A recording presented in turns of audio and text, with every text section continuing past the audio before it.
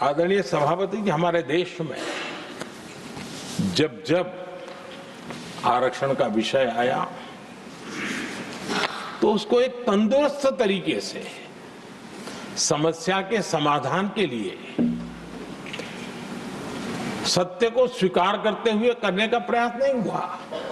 हर चीज में देश में विभाजन कैसे हो, तनाव कैसे पैदा हो, एक दूसरे के खिलाफ दुश्मनी कैसे पैदा हो, वही तरीके अपनाए गए हैं। देश आजाद होने के बाद जब जब ये प्रयास हुए हैं इसी तरीके से हुए हैं। पहली बार हमारी सरकार ने एक ऐसा मॉडल दिया और सबका साथ सबका विकास के मंत्र की प्रेरणा से दिया कि हमने सामान्य वर्ग के गरीब को 10% आरक्षण दिया, बिना तनाव के, बिना किसी का छीन करके। और जब ये निर्णय किया तो एससी समुदाय ने भी उसको स्वागत किया, एसटी समुदाय ने भी स्वागत किया, ओबीसी समुदाय ने भी स्वागत किया। किसी को भी पेट में दर्द नहीं हुआ, क्योंकि इतना बड़ा निर्णय, लेकिन करने का तरीका था सबका साथ सबका विकास। और तब जाकर के बहुत ही स्वस्थ शांत तरीके से पूरे राष्ट्र ने इस बात को स्वीकार किया। आदरणीय सभापति जी, हमारे देश में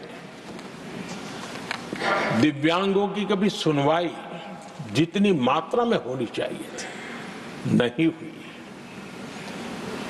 जब सबका साथ सबका विकास का मंत्र होता है ना, तब मेरे दिव्यांग जन भी उस सबके कैटेगरी में होते हैं।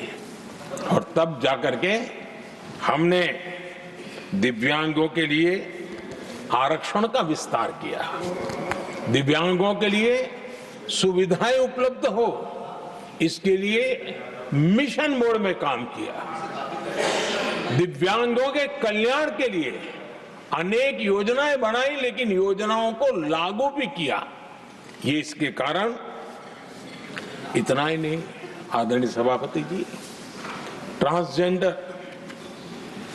ट्रांसजेंडर कम्युनिटी के अधिकारों को लेकर के हमने उसको कानूनी रूप से उसको पुख्त करने के लिए प्रामाणिकता पूर्वक प्रयास किया।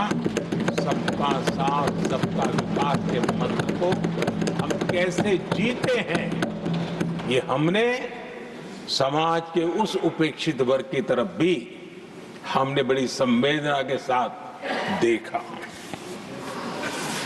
आदरणीय सभापति जी, भारत की विकास यात्रा में नारी शक्ति के योगदान को कोई नकार नहीं सकता है, लेकिन उनको अगर अवसर मिले और वो नीति निर्धारण का हिस्सा बने तो देश की प्रगति में और गति आ सकती है।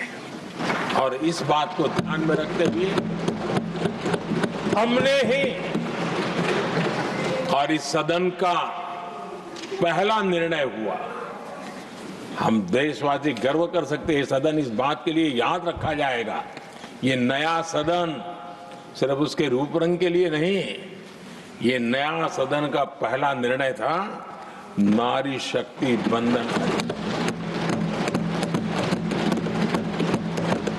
इस नए सदन को हम किसी और तरीके से भी कर सकते थे, हम हमारी वाहवाही के लिए भी उपयोग कर सकते थे, पहले भी होता था, लेकिन हमने तो मातृशक्ति की वाहवाही के लिए इस सदन का आरंभ किया था।